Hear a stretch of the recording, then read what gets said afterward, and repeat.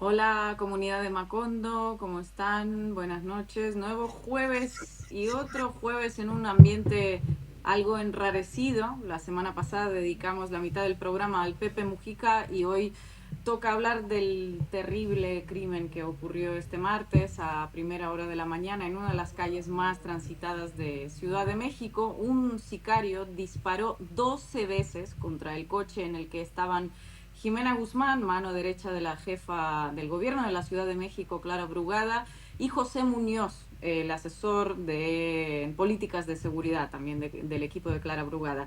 El asesinato es todo un precedente para la Ciudad de México, que es considerada pues uno de los sitios más seguros del país, y también es todo un precedente para la dirigencia y para la militancia de la Cuarta Transformación. Surgen muchas preguntas, todavía no hay una línea de investigación clara, pero claro, todas nos preguntamos por qué a ellos, cuál es la motivación, quién fue, quién manda el mensaje y para quién. Y hoy lo vamos a analizar con nuestra compañera de Diario Red Latinoamérica y periodista mexicana, Daniela Pastrana. Y luego nos iremos también a Colombia, porque el gobierno de Gustavo Petro, que lleva un tiempo enfrentando ya el bloqueo parlamentario contra los principales proyectos de reformas, presentó esta semana una nueva propuesta de consulta popular para que sea la ciudadanía la que se pronuncie sobre la reforma laboral que quiere implementar el gobierno y que la derecha se lo está tumbando. Una reforma que plantea cosas tan inéditas como, por ejemplo, una jornada laboral de 8 horas, contratos indefinidos obligatorios, salarios justos y bonos pensionales para los trabajadores del campo. Como ven, todo propuestas revolucionarias que, bueno, más o menos son equiparables a las demandas de los trabajadores en el siglo XIX, ¿no? Y bueno, por semejante osadía, el gobierno de Petro tiene a más de la mitad del Parlamento escandalizado, intentando obstaculizar no ya la reforma, sino la consulta popular acerca de la posible reforma. ¿Queda alguna oportunidad para el cambio en Colombia? Esta es la pregunta que también muchas nos hacemos a un año de las elecciones presidenciales y la vamos a intentar responder hoy. Vayan conectándose a esta transmisión, no se olviden de ponerle los me gusta, dejar los comentarios y vamos a arrancar. Bienvenidos y bienvenidas. Muy buenas noches, Ina. Buenas noches, Marquito Teruggi, a toda la comunidad de Macondo, a todos los que se van sumando. Recuerden eso, poner me gusta, suscribirse al canal. Pueden hacer todos los comentarios que quieran, que nosotros los leemos con mucha atención y agradecemos además el cariño que nos mandan semana a semana. Vamos a comenzar entonces con con los asesinatos de la mano derecha y la mano izquierda de Clara Brugada, jefa de gobierno de la Ciudad de México.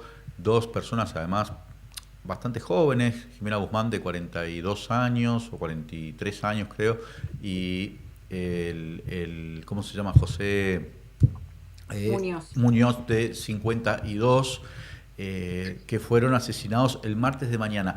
Vieron que estaba Claudia Sheinbaum, la presidenta, en ese momento en la mañanera.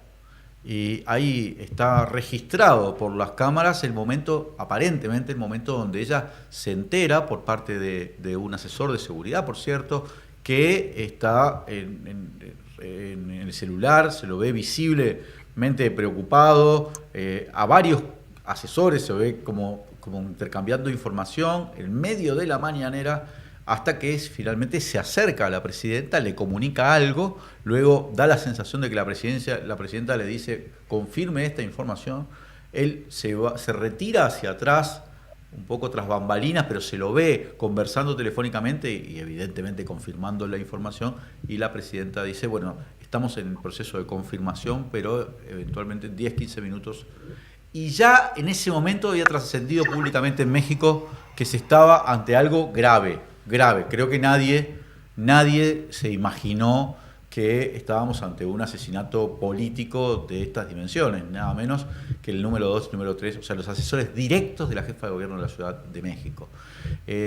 Nos acompaña la periodista Daniela Pastrana. Buenas noches, Daniela, gracias por acompañarnos. Bueno, buenas tardes en México, por cierto. Gracias por acompañarnos hoy en Macondo.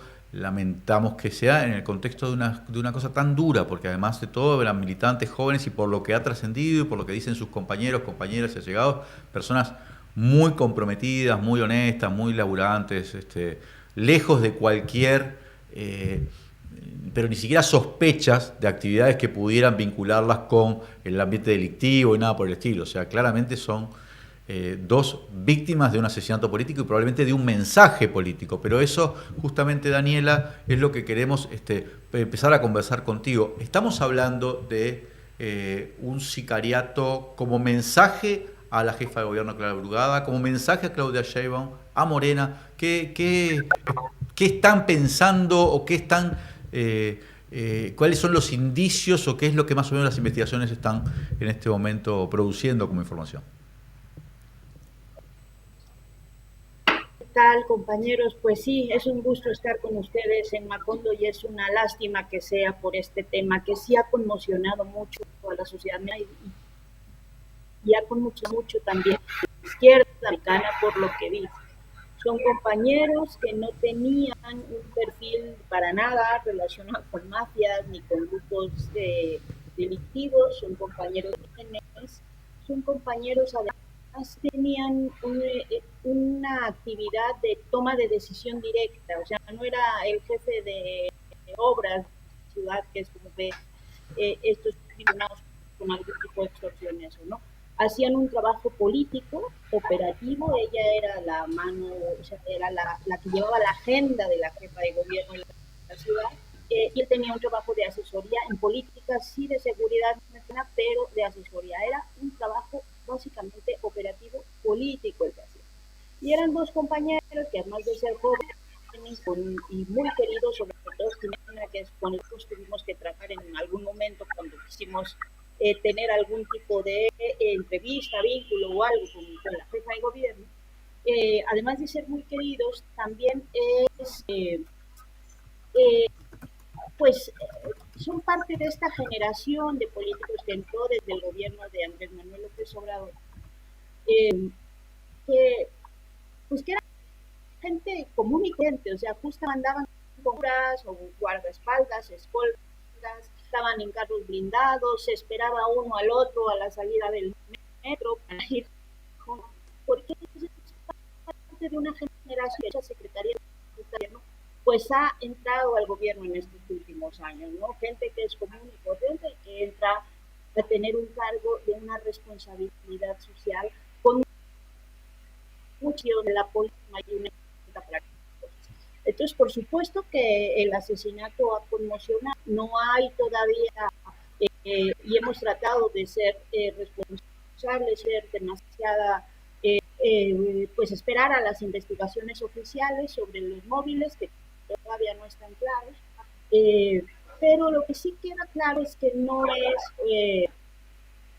es una forma de, en México que hemos tenido una violencia tan terrible en los últimos dos décadas, no es como la forma de operar de criminales cuando el objetivo viene directamente con temas de seguridad se ha estado manejando. O sea, todo el mundo quiere vincular el tema con la inseguridad directa en el país. Y no, esto es mucho más parecido a la forma de actuar de otros asesinatos que han sido políticos directamente en México, el estarlos esperando, el estarles siguiendo, los tiros de mucha precisión a personas que quizá, insisto, tienen un instinto, no de ejecución de acciones, y que no tienen incluso, porque en otros casos, hace años, un atentado contra el actual jefe de la Policía Federal, digamos, el contexto uso del cártel como llegar con armas largas, ocurren de otro modo, ¿no? Con otro tipo de espectacularidad o incluso de desapariciones de personas. Pero esta forma de actuar sí recuerda mucho otros asesinatos políticos que ha habido en México. Daniela, gracias por estar en Macondo. Te pregunto un poco por cómo repercutió al interior de la 4T, de la militancia, porque por el tiempo que he estado en México, un poco la percepción es que, bueno, es un país que viene de un tiempo de violencia, que la conoces por haberla visto, estudiado, narrado, pero que en ese marco de cierta fragmentación territorial, Ciudad de México de alguna manera estaba como protegida o blindada, ¿no? Una suerte como de situación donde se percibía menos, estaba menos, o tal vez diría más una generación militante de la 4T, de Morena en Ciudad de México, que tal vez no había vivido en carne propia una violencia política de esta naturaleza. ¿Cómo impactó eso adentro? Pregunto por las subjetividades, o sea, porque lo percibo desde afuera como que para esa generación que viene una política muy luminosa, muy de la 4T, de AMLO, de crecer, de poder hacer, de repente es como que le fueron como a su corazón y ahí le mandaron un mensaje, ¿no? ¿Qué percibiste? ¿Cómo lo ves? Sí, bueno, yo estuve en la conferencia de prensa de Clara Brugada, en el funeral, conversando con muchas personas que están en el gobierno de la ciudad, y sí es pues un sentimiento de mucho miedo, que creo que ese es al final de cuentas eh, eh, el móvil que todavía no conocemos, no lo podemos saber, pero lo que sí podemos saber es que quien lo hizo, quien lo no, estaba tratando de provocar miedo, porque eso es lo que hay en muchos funcionarios y muchos militantes más jóvenes que son reflejados en la posibilidad, alguien me decía, pues con cierta ingenuidad, ¿no? Que no piensas que eso es una cosa que te pueda pasar a ti porque justo no estás involucrado en problemas relacionados con los temas de la criminalidad directamente, y que pues sí es un mensaje político. Entonces, la sensación era primero de mucho duelo por el cariño que se le tenía a los personajes, tanto a Jimena como a José, dentro del equipo de gobierno de Clara Brugada, pero también con mucho miedo. Creo que esa es la parte central, porque no hay que olvidar el contexto en el que estamos. Tenemos pues ya semanas, meses muy difíciles en el contexto político internacional con la agresión permanente de Donald Trump, también con un contexto interno pues de mucha efervescencia, mucha mezquindad de la oposición, por ejemplo, y mucho ataque al tema de la reforma judicial que vamos a tener en 10 días. Entonces, en tanta turbulencia, un asesinato político con estas dimensiones y con estas características, pues no deja de ser una señal como general, hasta cierto punto, eh, alguien me decía, no es miedo, es terror, ¿no? Es ese sentimiento de hasta dónde se puede llegar o cuáles son los límites que falta por. Daniela, compañera, muchísimas gracias por estar aquí. Marco Rubio, el secretario de Estado de Estados Unidos, se ha pronunciado sobre lo sucedido en unos términos que denotan buenas intenciones, pero hay algo detrás, ¿no? Que están hablando directamente de ir a ayudar a México a hacerle romperle la columna vertebral a los cárteles, básicamente algo así. Y una se pregunta, ¿no? Viendo un poco esa instrumentalización de la tragedia, de si serán capaces de convertir eso en una pieza más para crear ese estado de opinión que se sumaría pues a todas esas publicaciones de medios como New York Times sobre presuntos laboratorios del fentanilo, sobre la financiación narco de campañas electorales, etcétera, para crear un estado de opinión para una posible acción militar en suelo mexicano. ¿Qué opinas? ¿Es exagerado pensarlo o nos podemos esperar cualquier cosa? Pues, yo no creo que sea exagerado, pero tampoco quisiera creerlo, porque es tan atroz y tan terrorífico pensar que ha de estar pensando en cosas así. Lo cierto es que pues se junta estas declaraciones de Marco Rubio con las que acaba de hacer el expresidente Felipe Calderón en España, en Madrid. Entonces nos dice, o sea, dijo pues abiertamente que es una lástima, que olvídenlo, que no hay esperanza de que Estados Unidos intervenga en América Latina, ¿no? Y directamente en México. Bueno, eso habla de sus deseos y de que sí hubo toda una intención, o sí han tenido toda una intención de que eso ocurra. Entonces, lo que a mí me fascina es que sí estamos viviendo momentos complicados en donde se van juntando una serie de factores que a lo mejor son aislados, pero que ya juntos una eh, eh,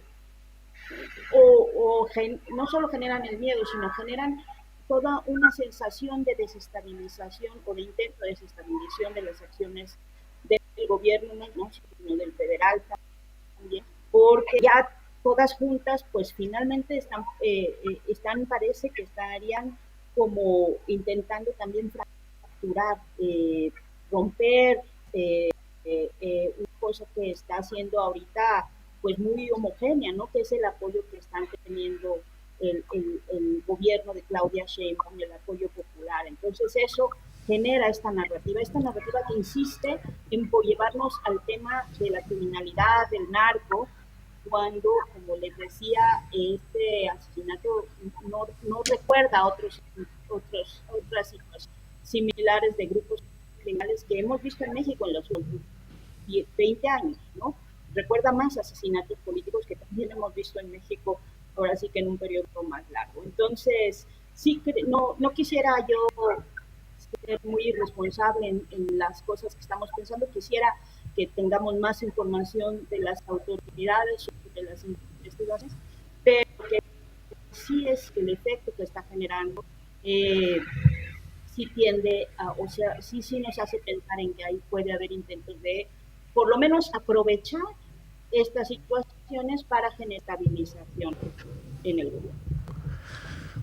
Daniela, ¿qué cosas son las que ya se saben? Pablo Vázquez, secretario de Seguridad, dijo algunas cosas, o trascendido al menos, que el sicario, la persona que cometió los asesinatos, se habría ido en una moto, luego fue trasladado y cambió a un Nissan azul, luego a una camioneta gris con la que salió de la Ciudad de México hacia el Estado de México. Aparentemente hubo un seguimiento, o se ha logrado hacer se trazó un poco el recorrido, el periplo de este homicida, y se sabe que contó por lo menos con 3 cómplices para poder hacer esta operativa. Esas son las cosas que han trascendido, pero no sé cuáles son las que se tienen efectivamente. Incluso ha trascendido que hay cierto contexto de detenciones que se habían producido en las últimas semanas que podrían estar relacionadas. ¿Qué es lo que se sabe al momento? Sí, pues básicamente lo que acabas de comentar, que pueden haber sido 4 personas, quizá la utilización de 3 vehículos ya los han tenido identificados, que los habían estado como siguiendo, o sea que había alguna vigilancia previa, ese tipo de cosas son las que ya se saben más, y yo creo que no es porque no haya más información de las autoridades, sino porque justo están tratando de que no haya filtraciones, o que sea la información muy cuidadosa, pues precisa para poder ubicarlos, ¿no? Ubicar a las personas que fueron. Entonces, eso es lo que hasta ahora se sabe, y creo que, pues espero pues que en los próximos días podamos tener mucho más información. Hay ciertas rutas que hacia la zona en la que se podían haber dirigido, que podrían indicar quizá algún tipo de grupo o de gente que puede operar en ciertas zonas, pero yo insisto, el brazo ejecutor quizá no es el más relevante, o sea, es relevante para poder identificar la autoría material, no sea al autor material, sino al autor intelectual, que creo que al final de cuentas es el que nos va a permitir entender un poquito este inexplicable y además doloroso crimen contra los compañeros. Apelo a tu memoria y tu experiencia. En el caso de asesinatos políticos, vamos a llamarlo así, anteriores, en general quienes lo hacen se atribuyen la autoría. Suele ser esta lógica de dejar todo en una zona como de desconocimiento total. Esto responde a algo que se conocía, es algo nuevo, digo, porque hay un pasado, ¿no? de dirigentes políticos que han sido asesinados en México, pero tengo recuerdo de otros donde sí, digamos, un cártel decía fuimos nosotros. En este caso es como que nadie se atribuye la autoría intelectual. ¿Esto es raro? ¿Suele ser así? ¿No llama la atención? es un poco lo que les decía Marco, o sea, cuando en los últimos 20 años, desde que Calderón desató esta cosa que le llamó guerra contra el narco, que en realidad fue una guerra contra la población civil, con la fachada del ataque al crimen, y que generó y ha generado una espiral de violencia que no hemos podido salir, aunque se haya disminuido sensiblemente. Eh, ese tipo de acciones que vimos durante quizás una década, que fue muy brutal entre guerras de grupos, pues generalmente dejaban eso y atizaban, incluso tienen hasta, no sé, equipos de comunicación, o yo no sé, para decir, ¿no? Nosotros fuimos, hicimos esto, cártel tal, cártel otro, etcétera, como que amen las acciones que tienen. Eso ha sido la constante en muchos casos, como por ejemplo muchos defensores de territorio, pues lo que han hecho es desaparecerlos, o sea, o tener otro tipo de señales que es muy visible qué grupo es, ¿no? Como forma incluso de propaganda.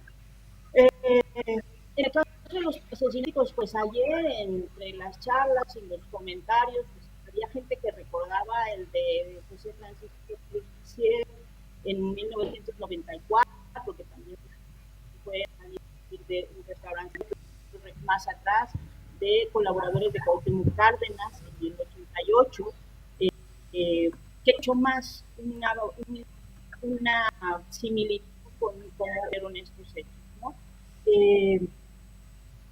Tendremos que esperar a tener información sobre qué tipo de cosas son, pero a la atención que bueno, no hay una autoría, no hay un grupo que se haya apropiado de la de esto, que es realmente ocurre cuando se trata de algo criminal con algún interés directo para atacar dentro del control de un territorio criminal, que eso es lo que hemos visto, ¿no? Ina, estás muteada. Perdón, digo que estamos teniendo una conexión un poco floja, pero aún con todo voy con la última por mi parte y vamos a cerrar, que también nos quedamos sin tiempo.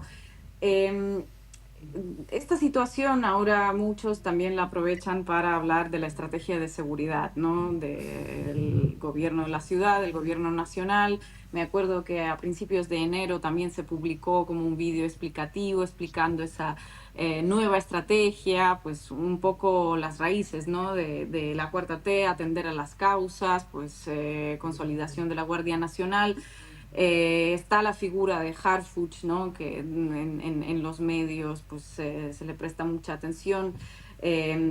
Hablando hoy, en mayo de 2025, ¿podemos sacar alguna conclusión de cómo está funcionando? Si hay algunos resultados positivos, negativos, ¿cómo la podemos evaluar en general?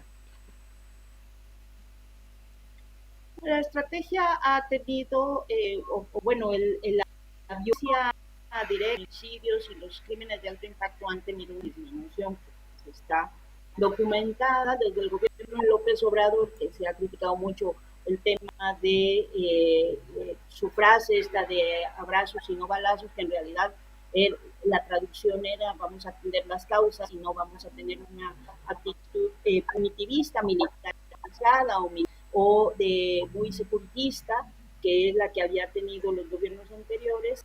Lo que se había logrado, o lo que había logrado era tener una meseta, o sea, entrar en una etapa de detener el crecimiento tan exponencial que había empezado con Felipe Calderón y que había seguido con Enrique Peña Nieto. Entonces sí, entramos en una meseta y hay una disminución temible. El problema es que llegamos a unos niveles tan desproporcionados, ya que es difícil explicar lo que ha sido esta violencia tan fuerte que hemos vivido en México en estos últimos años. Es difícil explicarle a la gente que de pronto en algún lugar de este país había cocinas para desaparecer personas, cocinas, es decir, construcciones hechas para zonas de tal forma que el ácido se fuera a tuviera cierta inclinación. O sea, son cosas que de verdad han sido una de las, una brutalidad la que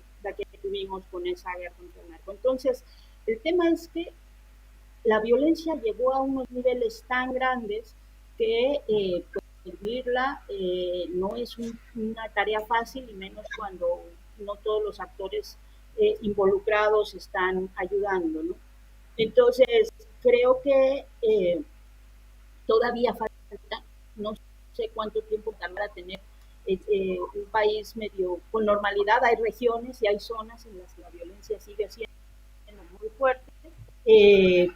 Hay muchos involucrados, actores locales, la criminalidad por los poros en muchos sentidos.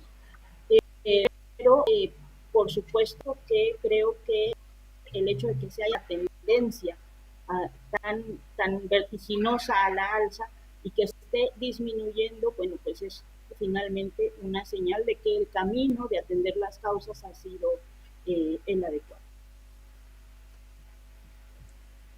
Daniela, compañera, muchísimas gracias por atender hoy Macondo. Les mandamos un abrazo y vamos a seguir pendientes de la investigación. Muchas gracias. Muchas gracias a ustedes, un abrazo, y me voy a quedar a oírles el diagnóstico de Colombia. Un abrazo. Es terrible lo que está sucediendo, sí. Lo que sucedió en México. Bueno, yo quiero además extender como una solidaridad también, porque me llega mucho eso que dijo Daniela, que claro, es una nueva generación que incursionó en la política a partir del gobierno de López Obrador, y esto lo hemos visto en América Latina, jóvenes comunes y corrientes que son militantes, que reflejan una forma incluso de hacer política mucho más plebeya. En general no tienen esquemas de seguridad, no tienen nada de lo que estábamos acostumbrados en otros momentos. Y bueno, entonces duele todavía más, porque se metieron contra, casi que diría que se metieron contra dos pibes, ¿no? Que ponían el cuerpo en la militancia y que, por cierto, deberían tener salarios re sencillos, vivir una vida sencilla, más bien dedicada a una causa, no dedicada ni a enriquecerse con la política, ni a tener grandes fastos, ni a tener, bueno, todos esos despliegues que hemos visto en América Latina en muchas oportunidades, por lo cual me parece todavía más conmovedor lo que ha sucedido. Esperemos que se aclare rápidamente y por supuesto que no, bueno, que se encuentren los autores intelectuales también y no solo los materiales. Nos vamos al corte y Marco quería añadir algo. No, adelante. Nos vamos al corte y seguimos con Colombia.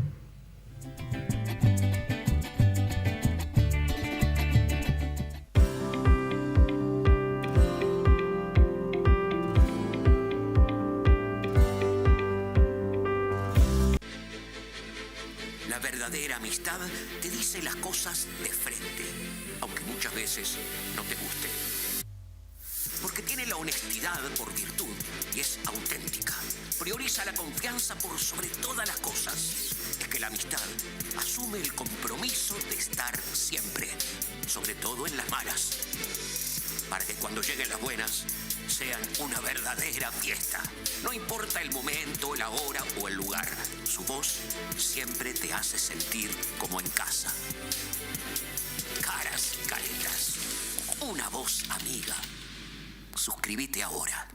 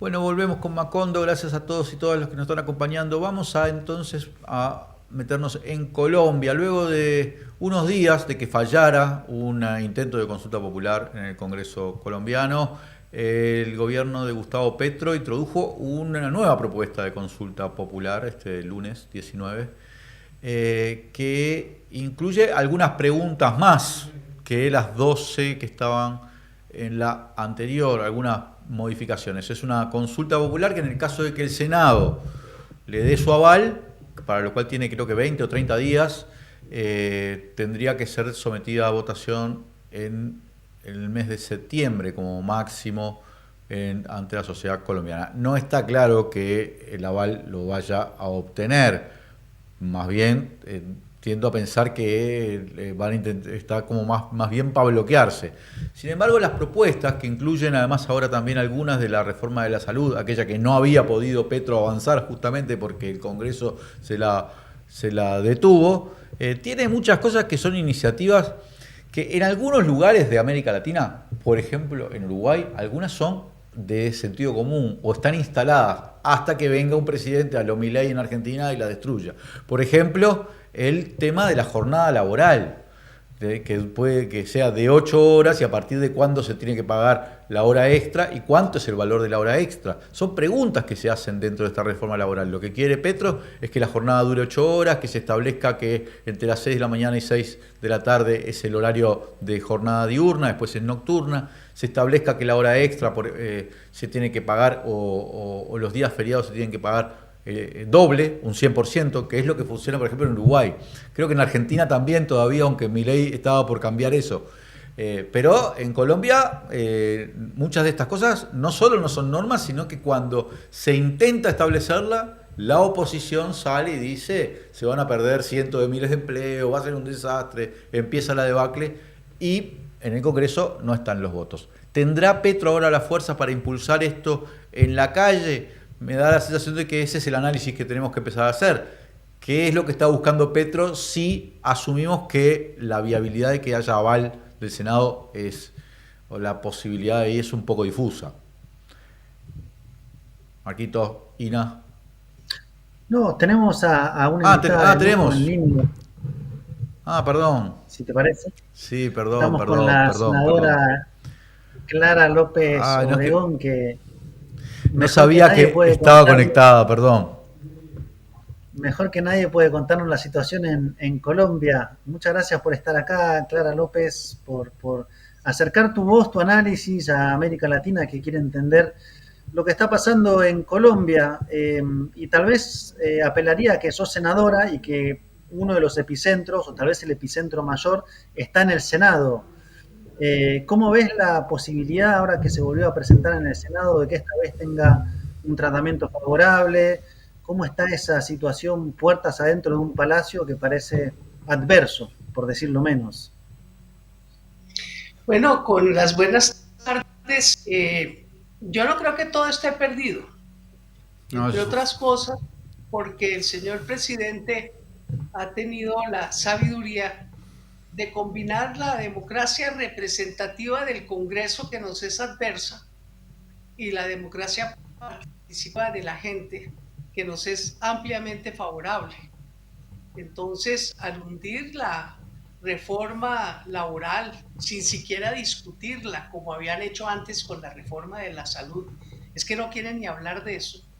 Ellos no midieron el termómetro popular y la gente está muy molesta y al mismo tiempo están empezando a entender cosas que 30 años de neoliberalismo nos habían escondido, como que lo que hay en el Senado de la República es una disputa de la lucha de clases, que sin lugar a dudas se está librando en todas el mundo con la caída del modelo neoliberal, que yo creo que el presidente Trump ha hecho más por destruirlo que todas las izquierdas juntas a nivel internacional. La verdad es que es un modelo que está echando agua, que ya no tiene la vigencia de antaño, que no ha dado los resultados esperados, y entonces, claro, sus bastiones con flexibilización laboral lo que ha hecho es desenmascarar un sistema de explotación que ahora buscamos enderezar. En Colombia sí existían todas esas normas en el Estatuto del Trabajo, pero en el año 2000, el gobierno del expresidente Álvaro Uribe Vélez se presentó un proyecto de ley con la justificación de que se iba a generar empleo. Estábamos en la parte descendente del ciclo económico y había una crisis económica, había mucho desempleo, mucha informalidad, y dijeron, no, es que esta flexibilización laboral va a generar cientos de miles de empleos. Y ante la resistencia de las centrales obreras, de los sindicatos, del trabajo organizado, se introdujo una norma que decía que si no producía los resultados esperados, pues se derogaría. Y dicho y hecho, no produjo los resultados esperados. Hay estudios serios, uno de ellos del ex ministro de Educación, presidente Petro, pero que es un neoliberal estructural, en la Universidad de los Andes, mostró que no se había generado el empleo prometido. Y pues siguieron las normas vigentes. Yo estuve de ministra de Trabajo en el año 2006 en el Gabinete de Paz del gobierno del presidente Juan Manuel Santos, y allí también hicimos un esfuerzo grande con la bancada progresista del Congreso para devolver algunas de sus peores flexibilizaciones, que es la que usted mencionaba, que aquí el sol se pone a las 6 de la tarde para todo, para pagar el recargo nocturno. Entonces lo pusieron a las 10 de la noche. Y en el Ministerio del Trabajo hicimos el estudio y pudimos comprobar que eso le había quitado a los trabajadores y trabajadoras en recargo nocturno 2 billones de pesos por año. Eso viene siendo como 500 millones de dólares. Es mucha plata que pasan del bolsillo de los trabajadores al bolsillo de los empleadores. Entonces, sin lugar a dudas, lo que se está presentando es una confrontación muy seria, pero al ahora decir contradictoriamente, antes que recortaban las días laborales para generar empleo, ahora devolverlas produce desempleo, según ellos. Ni lo uno ni lo otro, porque sabemos que el empleo depende del ciclo económico, de la demanda agregada, y si acaso mejorar la remuneración de los trabajadores va a estimular el crecimiento económico. Entonces estamos, de verdad, en un pulso muy, muy interesante.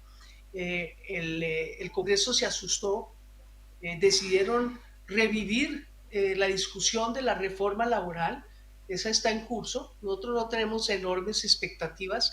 Algo sacarán para tratar de limpiarse la cara, pero el pueblo ya está alerta, el pueblo ya está enterado, el pueblo ya sabe que le están metiendo más los dedos en la boca para generar la garantía de que todo siga igual. Entonces, aquí estamos en un pulso que no creo que se vaya a resolver en el Congreso.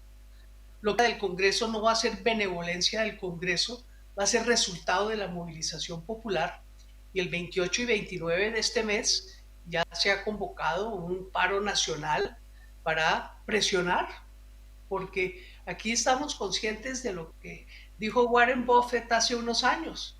Ese es el multimillonario norteamericano que descubrió un día que la secretaria de él pagaba más impuestos que él con todos sus multimillones. Es que sí hay lucha de clases y la están ganando los ricos. Hasta hoy Colombia se está dando una inflexión, y creo que toda esta contradicción empieza a resolverse en la calle, incluso a través de un proceso constituyente que puede llegar de verdad a hacer cambios estructurales importantes, porque sin el pueblo no hay cambio. Senadora, muchísimas gracias de estar aquí, un placer volver a charlar con usted, hablando del pueblo precisamente, ¿no? El año pasado ha sido como un año en el que se rechazaron tantos y tantos proyectos de reformas, la reforma a la salud, la reforma a la educación, la reforma laboral. Entre mayo, junio se volteó todo, la respuesta del presidente ha sido, pues eso, llamar a la calle, a la movilización popular. Y justo usted lo estaba mencionando, ¿es real? ¿Cuál es el poder de la movilización popular, del poder de la gente en la calle para voltear esas decisiones del Senado. ¿Es posible hacerlo en la calle por otra vía que no sea la parlamentaria? Bueno, institucionalmente no, porque aquí la Constitución la cerraron, le pusieron un candado grande y botaron la llave al mar, porque todo tiene que pasar por el Congreso. La convocatoria de la consulta popular, la convocatoria de una Asamblea Nacional Constituyente, toda apelación al pueblo en democracia participativa tiene que pasar por el Congreso de la República. Pero lo que está pasando es que cuando la calle se despierta, pues puede, en primer lugar, cambiar la composición del Congreso de la República, y en el proceso estamos llevando a cabo la denuncia de quiénes son los que votan en contra de que el pueblo se pronuncie, los que no dejan discutir las reformas de una manera pedagógica, y lo estamos haciendo empapelando las calles con los nombres y las caras para que la gente sepa por quién no votar. Esa es una primera posibilidad que puede llevar más de una elección, pero la gente sí está ávida aprendiendo cómo es eso de si no elegimos un Congreso favorable, estamos en una situación de correlación de fuerzas distinta a la del pueblo. Porque elegimos presidente, pero no pudimos con el clientelismo y la compra de votos y el fraude para elegir el Congreso. Pero la segunda opción, que fue la misma que sucedió aquí en el año 1990 y 91 con la Constitución Rige, fue un proceso constituyente presionado desde la calle. Esa Constitución era igual que ahora. También habían cerrado con llave y también habían botado la llave al mar. Pero resulta que se encontró el camino institucional a través de formas no santas, pero que fueron santificadas por la Corte Suprema de Justicia, de una convocatoria por parte del Ejecutivo, creo que fue con un decreto de estado de sitio, a una Asamblea Nacional Constituyente. Por un lado, por el otro, el pueblo logra hacerse oír y hacerse respetar. Lo que nos pasó es que se sacó una constitución que convirtió a Colombia en un Estado social de derecho, con toda esa carga doctrinaria de la palabra social, que no es un mero remoquete, pero que coincidió en el tiempo con la imposición en todo el mundo, y especialmente pues aquí en América Latina, del consenso de Washington a través de los gobiernos de los partidos tradicionales, que fueron torciéndole el sentido y la interpretación a la Constitución, que es excelente Constitución. Lo que no funciona es quien han inejecutado. Entonces también tenemos la Constitución de nuestro lado, porque es una Constitución democrática que lo que requiere es que se desmonte mucho del aparataje legal, que lo que ha hecho es incorporar, codificar los intereses del capital en desmedro de los intereses del trabajo en todas las normas y interpretaciones, salvo la Carta de Derechos que la Corte Constitucional ha protegido mediante extraordinarias sentencias de tutela, pero resulta que la tutela es 1 a 1 y se necesita es política pública para hacer garantizar esos derechos que consignados, aceptados, y que la gente después de 30 años ya sabe cuáles son. Yo tengo mucha fe en que sí vamos a poder hacer un cambio pacífico, un cambio institucional, pero desde luego, como se dice cuando le dicen a uno que tiene que orar, sí, hay que orar, hay que rezar. Eso es a Dios rezando, pero con el mazo dando. Senadora López Obregón, quiero consultarla sobre algunas de las preguntas que están incluidas en la consulta, porque me parece importante que la gente conozca en América Latina qué cosas se está preguntando a la población.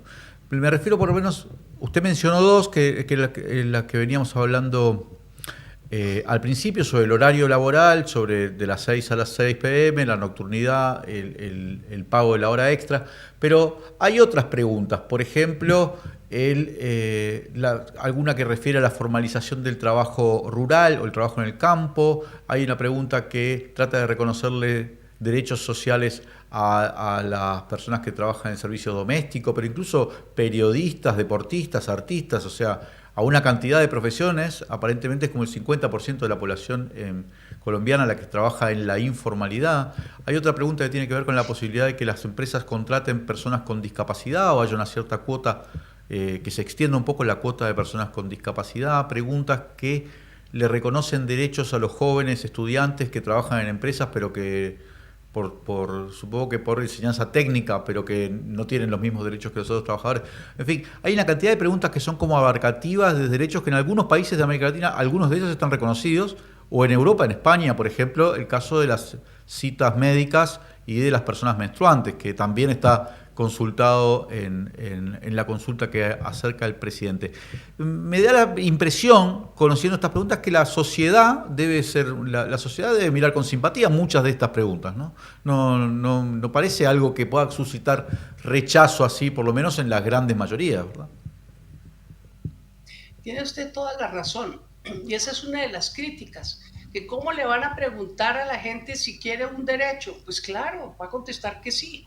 Ese es el pánico que tienen, que la gente va a convertir lo que era un proyecto de ley para discutir en el Congreso, un dato vinculante por parte de una consulta popular que va a ordenarle al Congreso que tiene que convertir esos principios, esos conceptos en ley.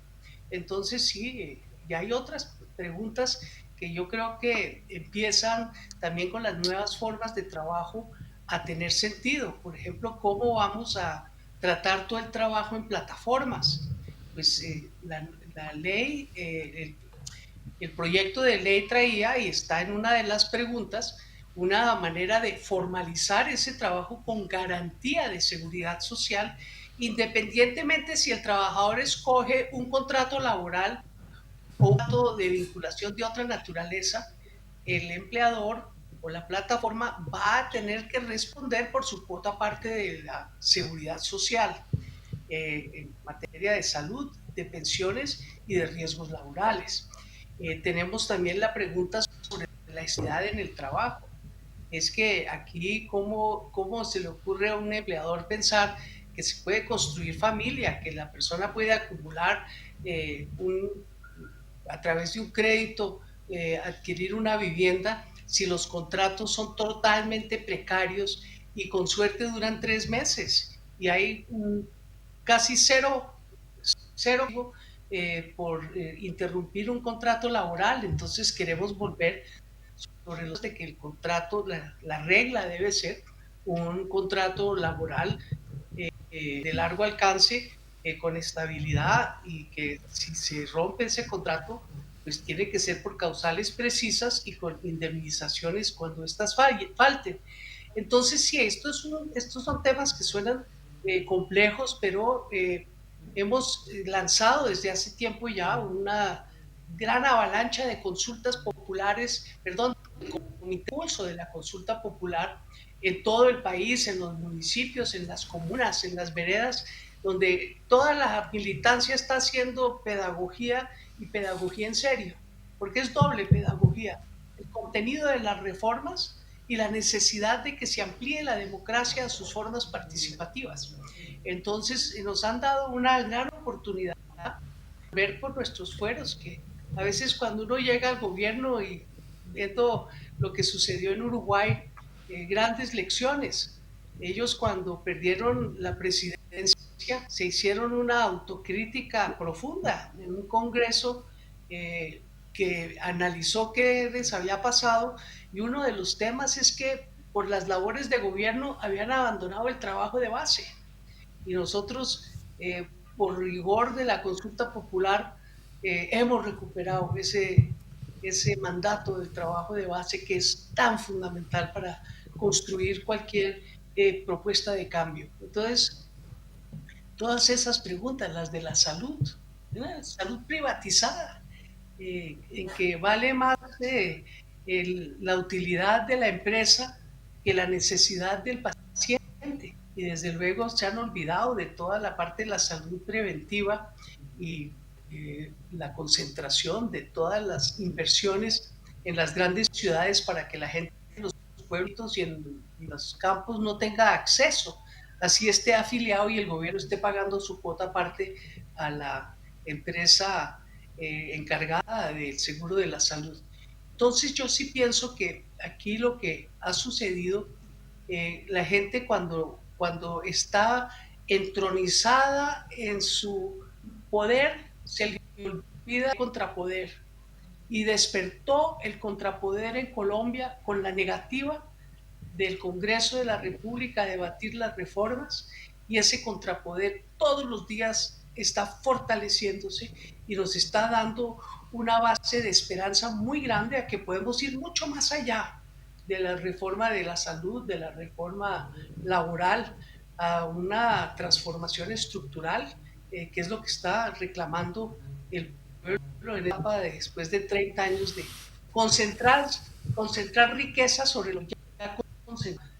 Todo el mundo ya sabe que Latinoamérica es el continente que tiene los más altos índices de concentración de la riqueza y de los ingresos, y Colombia de los más altos índices en América Latina. Entonces yo creo que aquí se van a dar cambios muy interesantes, muy importantes, y puede que demoren, porque construir lo que se está haciendo que tome su tiempo.